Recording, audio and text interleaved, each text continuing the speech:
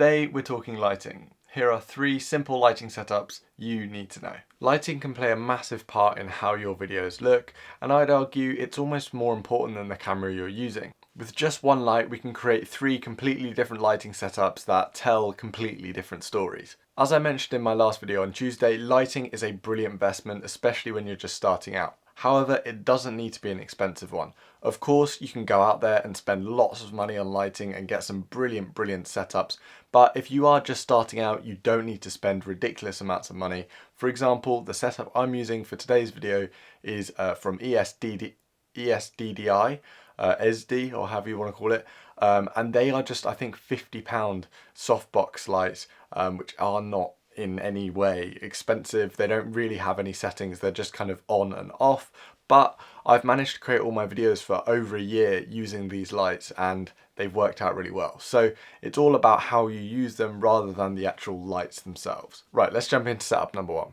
Okay, setup number 1 is going to be this main shot that you're seeing right now. This shot is a very simple, kind of plain looking, not too dramatic. It's an evenly lit shot with nice soft light. So as you can see, I'm not really creating many shadows behind me, and yeah, it's nicely evenly lit. This is a perfect type of lighting setup for talking head videos where you just want to be able to see everyone clearly. There's not too much dramatic lighting going on. I do have one practical light set up here. If I turn that off, it looks like this. This is also perfectly acceptable. I like it because it just lights up the background a little bit.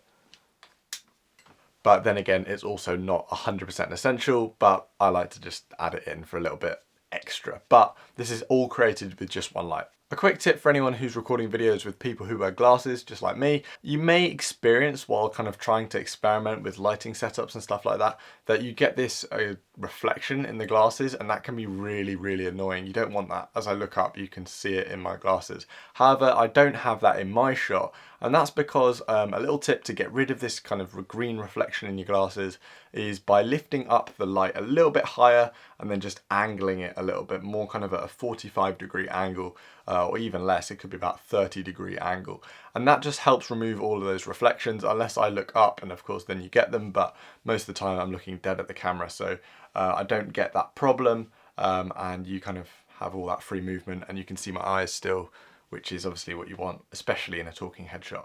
Right, let's move on to the next lighting setup. Okay, so this next lighting setup is significantly more dramatic. As you can see, almost half of my face is completely dark and this other side is lit up quite well. And this is kind of a more dramatic, moody look. Brilliant for interviews, especially if you've got interviews where you want to create a really kind of dramatic feeling to them. Having a good side light, I'd like to call this is the side lighting technique, is brilliant. I love it for that kind of thing, just creating that drama, that mood. I don't like using the word mood because everyone uses it, but that is kind of the best way of putting it, I guess. Like I mentioned, I think the best use case for this is in interviews and other dramatic bits. It's brilliant for like a documentary style kind of thing.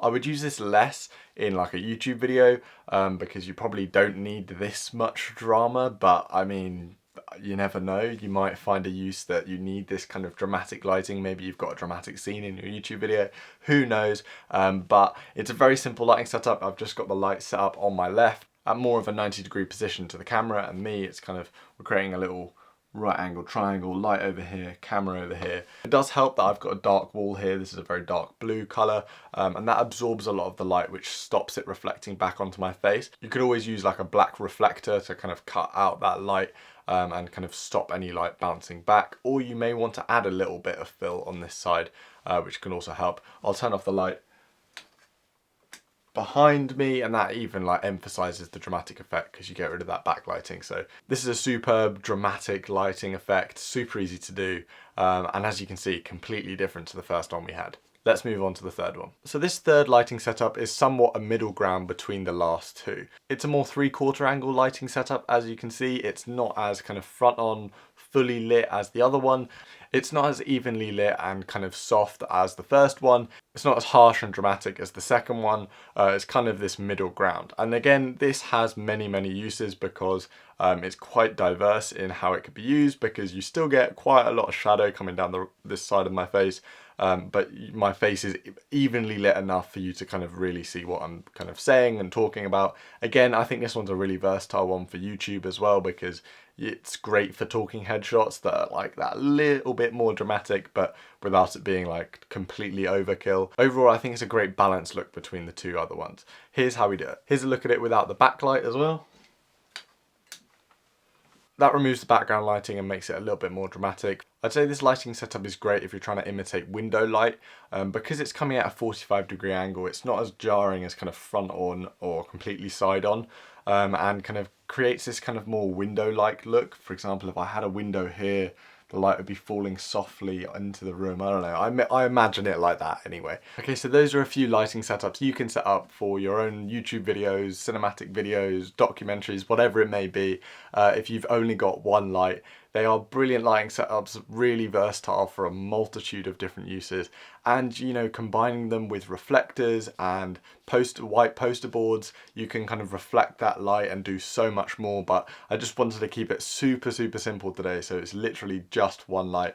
Get yourself a light if you haven't already. It will level up your video production like massively. I'll leave the link to some lights down in the description if you're interested, that aren't like overly expensive. If you're interested in any of those lights, go click down below and check them out for yourself. Thank you so much for watching this video. I hope you've had a great week, and I'll catch you on Tuesday.